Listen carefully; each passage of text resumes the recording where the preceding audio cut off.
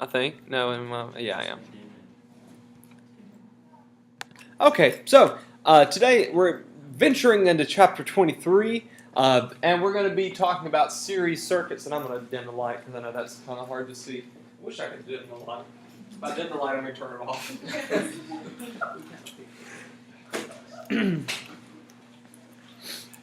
Oh, by the way, guys, this week problems quiz I haven't updated on the board because I'm behind. But power, Ohm's law, and simple circuits. And that's all that's on there. Power, Ohm's law, and simple circuits. Simple circuits is this week. All right, so series circuits. We're going to have two different configurations of circuits. And when I say configurations, I mean like layouts. Okay, so it's out of all the different configurations of circuits you can have, out of all the vast number of circuits, there's really only two different types: series and parallel. Today we're just talking about series. Keep in mind, guys, though, a circuit is just a path through which current is flowing. And really what it comes down to, in terms of a circuit, are two different configurations is, does the current flow through a straight path, or does the current get split? One of the two. Okay, that makes sense? Either it just goes straight through the wire, or it goes straight through the wire and then gets split between two wires. Make sense? Okay, so a series is going to be just through one wire, and we'll get there in just a second. So circuits can perform many tasks, guys, including amplifying and reducing signals. Okay, so I mean when you're singing into a microphone, and you're not very loud, or maybe you are really loud, but then it amplifies that. I mean that's just really a circuit. Okay, it's configurations of all that stuff that we were talking about the other day, including capacitors and resistors and all that kind of stuff. But it's really just a circuit. Encoding and decoding signals. It's kind of interesting to me in a computer. I mean, like this, I move my finger around the trackpad and it takes the mouse and moves it. Or I push the R key and it makes R pop up on the display. Yeah. I don't know where it went. That's where I put it. I think somebody stole your lunch. I don't know where it is.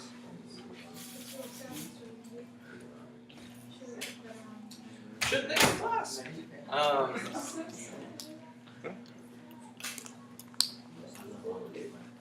don't know where.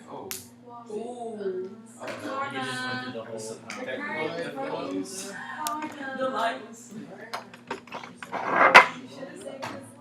I did save it. I put it in the lost and found.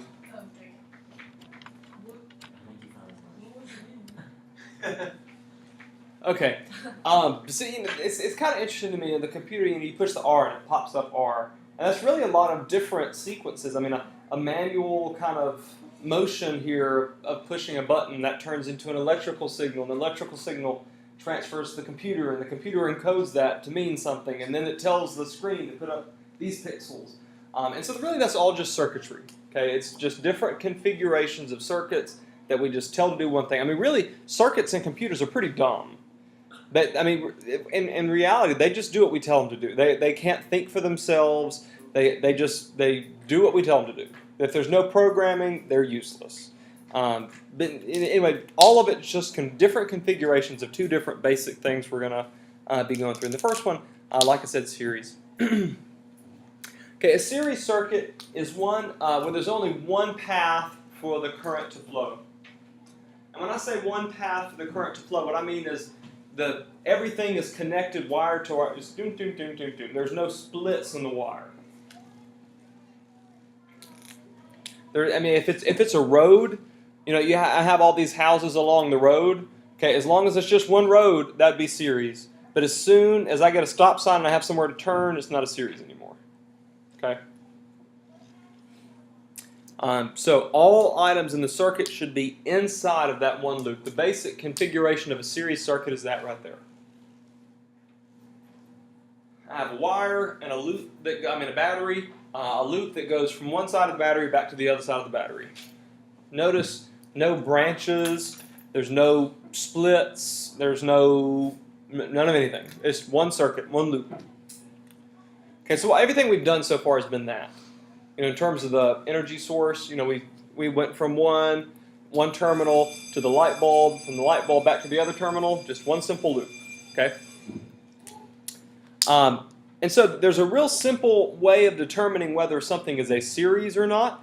The easy way, guys, is look at the items and see if there is a split between the items. As long as there's no split between the items, they're in a series. Okay, so looking at my two examples down there, I see two resistors. Okay, the top two, you see that there is a split after them. Okay, however, it's not split between them. So the top two are in a series. The bottom two, there is a split between them, and so they are not in a series. Simple, right? Easy. Okay, and the reason why we need to know this, guys, is series circuits have different properties than parallel circuits. Okay, so they're going to act a little bit differently. And so if we know those properties, then we can tell, okay, how much current's going to go through this resistor, how much current's going to go through this resistor, how much voltage will be on this one, how much will be on that one. And that's useful because let's say I'm talking about a row of light bulbs. Okay, I need to know how much current's going to go to, or how much voltage is going to go to each one, because I need to be able to control that.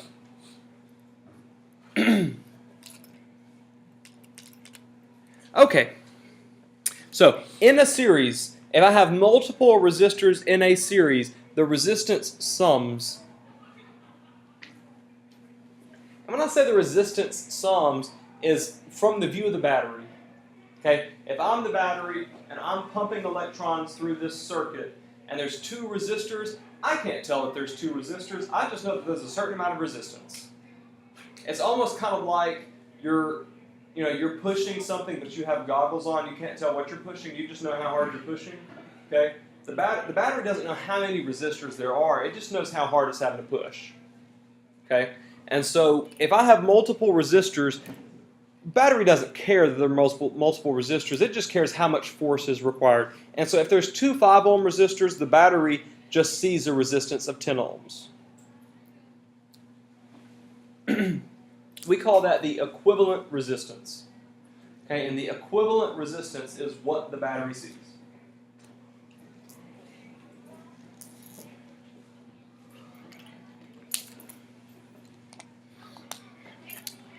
Okay, so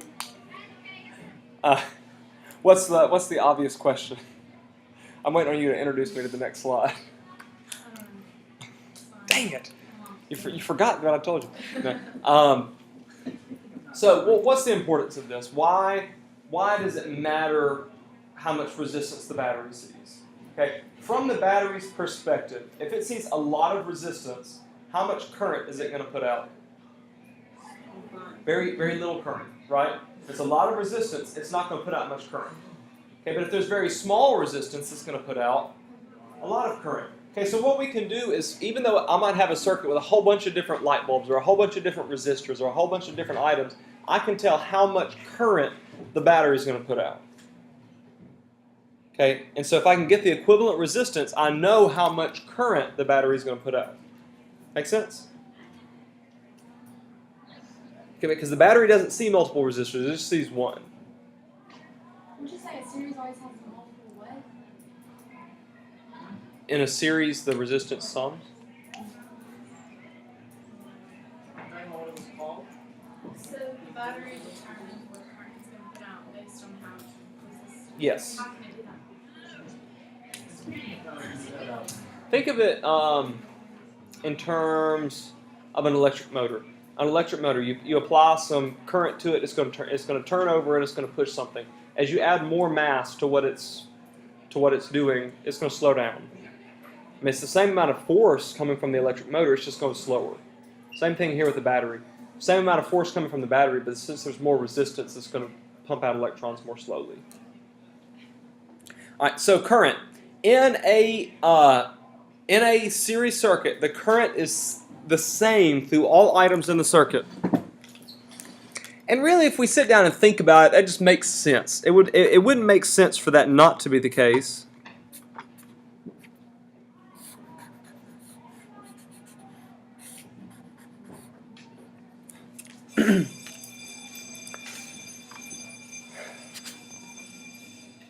I'm going to come back to that in just one second. All right, so here I have a circuit. I have 3 different resistors in it.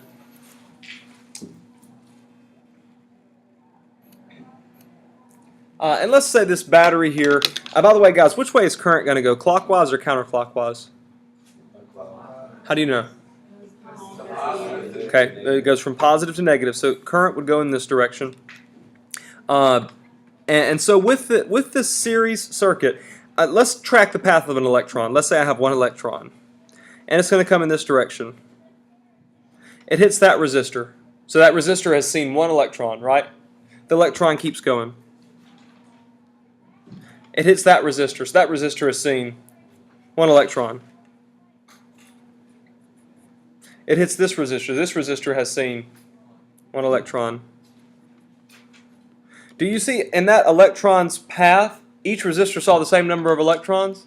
So therefore the current through that circuit is the same everywhere. That makes sense. The same electrons that go through this resistor have to go through that resistor.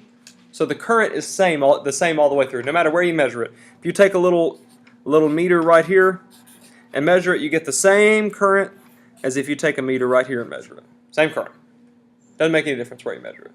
You can put both meters on there and it's still going to give you the same current. Resistor just slows it down? The resistor changes the amount of current. Alright, so if I took this and that's, let's say all these resistors had the same value, the same resistance. If I have this circuit with only 2 resistors, if I have this circuit with only 2 resistors here, okay, then I know that this circuit here is going to have more current than this circuit because this has less resistance. Same voltage because same battery.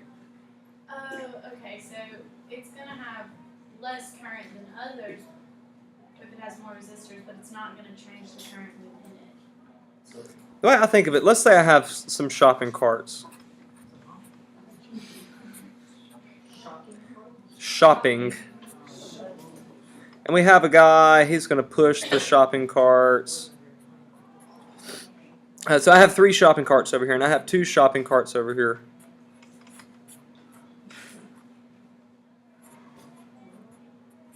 Which setup of that is going to move faster? The one with 2. I mean, it's the same amount of force, right? However, this one has less resistance, less friction, less to push against, and so this one's going to move faster. So this one, in essence, has more current. So do the resistors affect the initial current going through it, or does it affect the current as the electrons pass through? Okay. When you connect this, electrons instantaneously start moving. It's not like a waterfall. I mean, it's not like there's 1 electron that moves all the way through. In terms of electron transit, the electrons actually move atom to atom relatively slowly. But that electric field, the voltage moves extremely quickly. So, I mean, when you connect that, you're not going to see current. I mean, it's just current. It's very, very rapid. So it just affects the overall current all at once? I'm not going to say completely simultaneously, but pretty much. Okay, so to calculate current through a series circuit, if I want to know how much current is going to flow through there, the first thing I need to do, guys, is find the total resistance. It's pretty easy to find the total resistance in a series. All I got to do is do what? Add up all the resistors. Okay, so that's finding Req, finding that total resistance. Once you know that total resistance, okay, then you can use Ohm's law to calculate current, because you know voltage. So if you know voltage and you know resistance, then you can calculate current. Okay, so V equals IR. Okay, so you use that equivalent resistance, Req, along with the voltage, and you calculate your current. Think, guys, if I know the current through the equivalent resistor, I also know the current through the individual resistors because the current's the same. You just don't know the resistance assigned to each individual resistor, right? Yes, I do. I mean, I mean, just by knowing the equivalent. if I just know the equivalent, I don't know. Yeah, you don't But- know. Okay. Now, I'm going to do some examples. Fret not. What color? For the fuchsia. It has to say that on the market. Doesn't have a color on it. Says fuchsia. Okay, I think this next slide is examples. I hope it is because I've already mentioned examples. Woohoo! All right, so I have a circuit. It has two 2.4 ohm resistors in a series. Okay, I'm going to be drawing it here and let you all copy that down, and then I'll switch over. Okay, so I have a battery. I'm going to go to two resistors, and they're both 2.4 ohms. What is the current flowing through the circuit if the voltage is 12 volts? Okay, so what we get with, guys, in terms of diagram is this.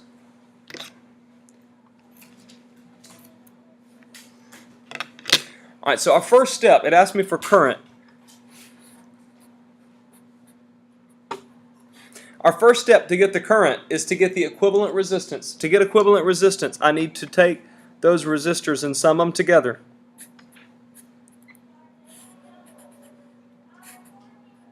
Okay, so my REQ here, my equivalent resistance is going to be 2.4 plus 2.4 or 4.8.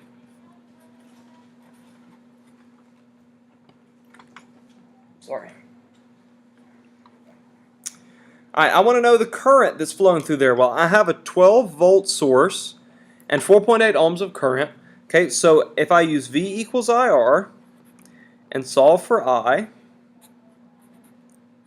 then I get that the current flowing through the circuit is equal to the voltage divided by the resistance, so 12 volts divided by 4.8 ohms.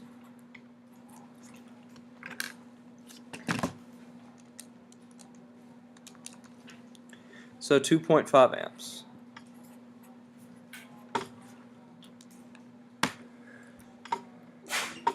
Super easy, right?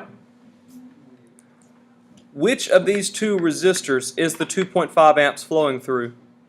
Both. Right? They both get 2.5 amps because they're in a series. Easy, right? Easy? Okay, I have one more example. This one's a little bit more difficult, but still easy. Okay, a circuit has two resistors. If the voltage is 6 volts and the current flow is 0.15 amps, then what is the value of the second resistor if the first is 20 volts? 20 ohms, excuse me. Alright, so I have 6 volts. I know that 1.5 amps are flowing. I have two resistors, but I don't know what the first resistor's value is. So we're going to go through and calculate the first resistor's value. Can I switch to the document camera? Okay. So first step, guys, get an equivalent resistance. I recommend drawing this every time, and the reason why I think you should draw it every time, even though these are real simple right now, they're not always going to be real simple. Okay.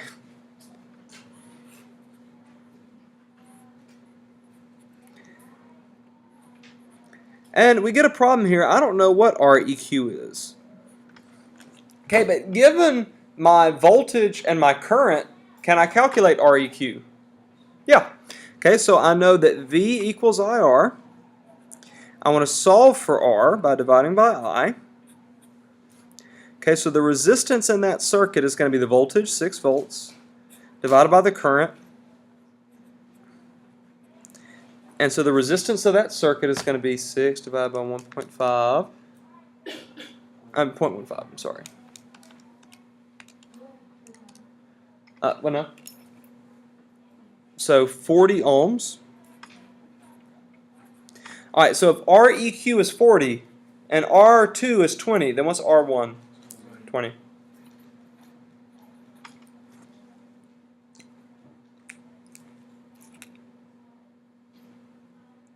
Super simple, right? We good so far? All right, we're almost done. Almost done. And I have 12 minutes, so I've got to hurry. All right, so current. The current is the same through all items. However, the voltage or the driving force is not always going to be the same through all items. Okay, so in a series circuit, guys, the voltage is split across all items in the circuit. Think back to our example of the grocery carts. Okay, in terms of the guy pushing it, his force is split between each grocery cart, right? The more grocery carts there are, the less force is going to be on each grocery cart, correct? Okay, same thing with the battery. Okay, when I have them in a series, the more things I have in a series, the less voltage per item.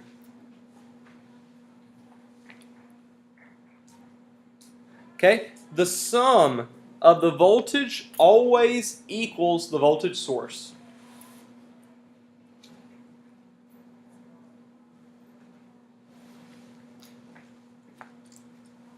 Okay, so if I have 3 items, 3 different voltages, they ought to all add up to the voltage source. Okay, so the battery or whatever. In the same way that the force on each cart needs to add up to the force of the person pushing.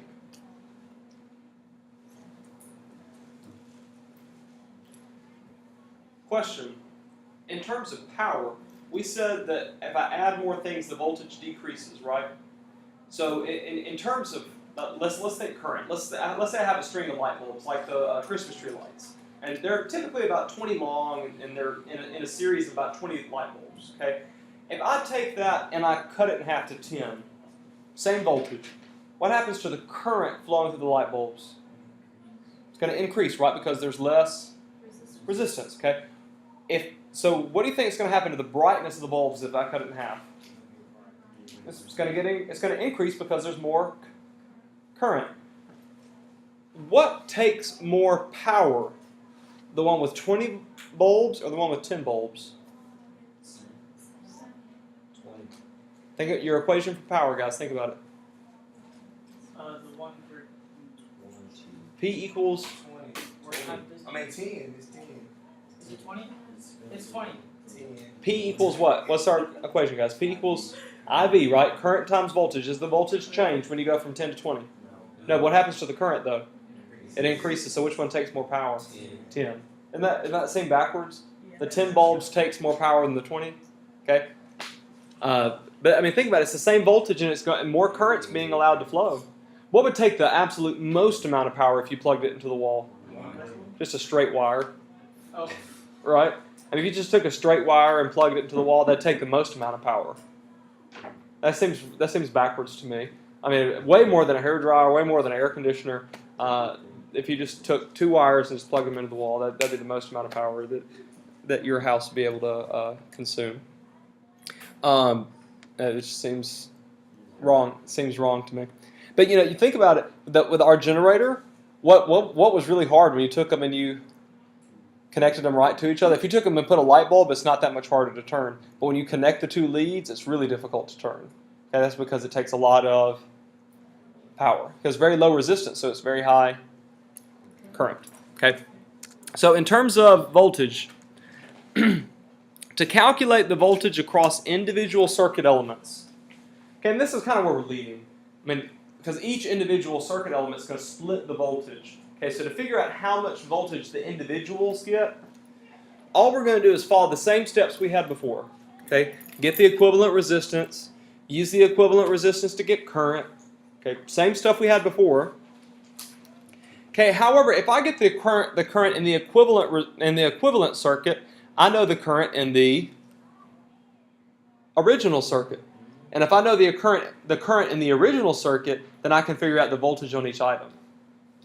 Okay, so all I got to do then is use the current along with the resistance to calculate the individual voltage. And that might not make sense now, but I'm gonna do an example. I'm gonna do lots of examples. Examples aplenty, but 2. What color?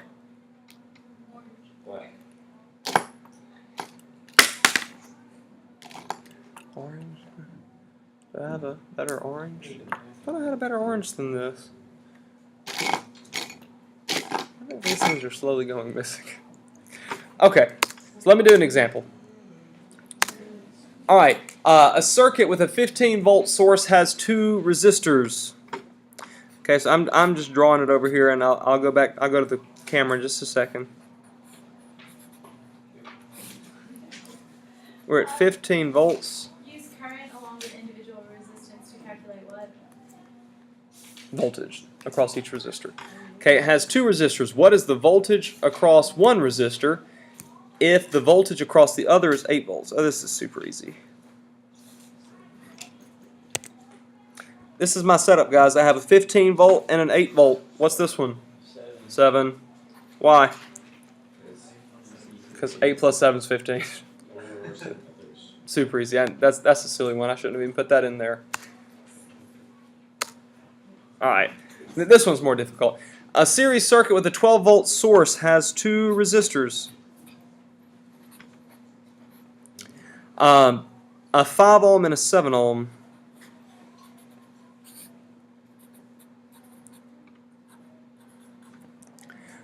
What is the voltage across each resistor? Okay, I know they're going to split the voltage. Okay, one resistor is going to have more voltage than the other one. In terms of the shopping carts, think about the shopping carts. If one shopping cart was heavier and one shopping cart was lighter, which one would get more force? The heavier one, right? The heavier one's going to get more force. Okay, so which one do you think is going to get more voltage? The bigger resistance or the smaller resistance? The bigger. Okay, the bigger resistance we know is going to get more voltage. Okay, my first step, guys, is to take this and get an equivalent circuit. Okay, so these are going to sum into one equivalent resistor. 5 plus 7 is 12. Okay, so I can easily get the current through there by dividing by the resistance. And so the current equals the voltage divided by the resistance. So 12 volts divided by 12 ohms. And so I get 1 amp. Alright, so if 1 amp is going through this circuit, then I know that 1 amp is going through this circuit as well. Because I mean, the same thing. From the battery, exact same thing. Alright, so if 1 amp is going through a 5 ohm resistor, then I know the voltage across there is equal to the current times the resistance. So it's equal to 5 ohms times 1 amp. So it's 5 volts. And here I have 7 ohms, excuse me, times 1 amp, or 7 volts. 5 volts plus 7 volts is 12 volts.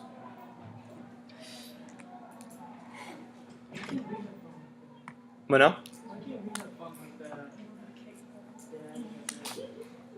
There's a lack of cake in this class. It's a lack of electricity in this class. Yeah. Cake is a good conductor. Huh? Cake is a good conductor. There obviously is a lack of electricity in this class.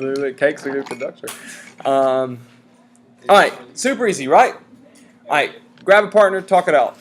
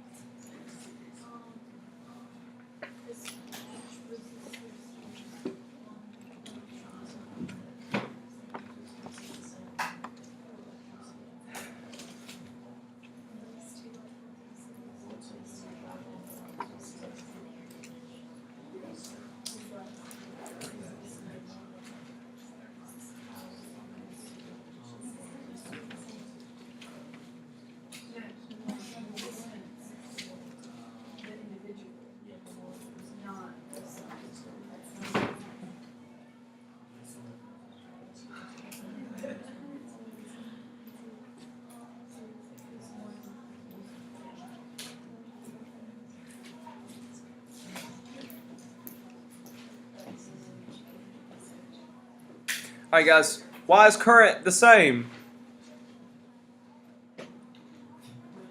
What'd you say? In series, why is current the same? Run resistors equal. I mean, they're all connected, so whatever electrons go through one have to go through all of them. I mean, it's the same path. Why is voltage split? You have to travel through each Because resistance individually. it has to travel through each resistance individually, so the force has to be split. Okay, you place two light bulbs in a series and they are dimmer than one light bulb would be. Why? That's the amount of power between those two is less. The amount of power is I mean, less. Current. The current is less. Why is the current less? There's higher resistance. Okay, there's higher resistance, so there's less current. And when there's less current, what happens to the voltage? The total voltage is the same, right? But the individual voltage across each bulb will be lower. Okay, so if the battery gives 6, there's 6. Homework, guys, is right here on the board. I wanted to make one comment on our lab